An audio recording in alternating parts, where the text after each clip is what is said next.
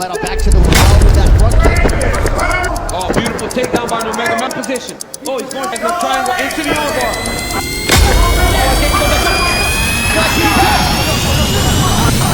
Nurmagomedov! The eagle rises again!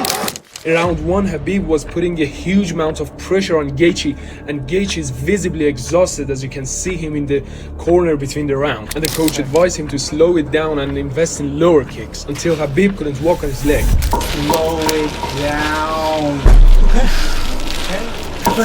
Keep it. Hey, no, I like the feet. You gotta keep the feet.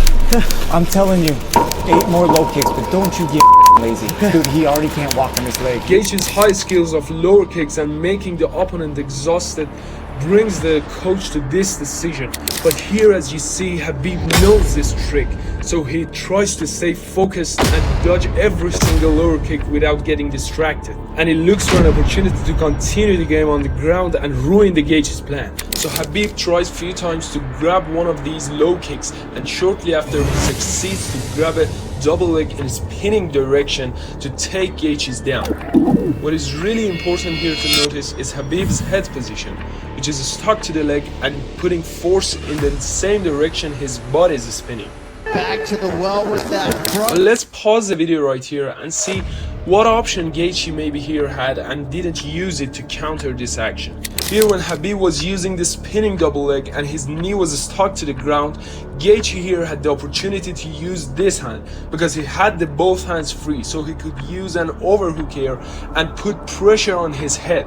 I mean, before Khabib puts the head beside his thigh, he could use the right hand to put pressure and take him down. So he could use both these actions to put pressure on Khabib's neck and free himself up, but he couldn't use it.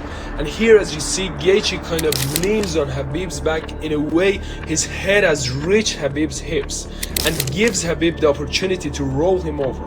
But if he could keep his balance on the ground, instead of grabbing here, he could use a double underhook easily and put pressure on Khabib's neck, and then he could lay down on the ground, as you see, and it could be followed by a body triangle. Shortly after, when Gaethje comes to the ground, he tries to grab Khabib's head, but here, as you see, Khabib uses his head to force Gaethje's arm forward, which gives him the opportunity to go for a back clinch.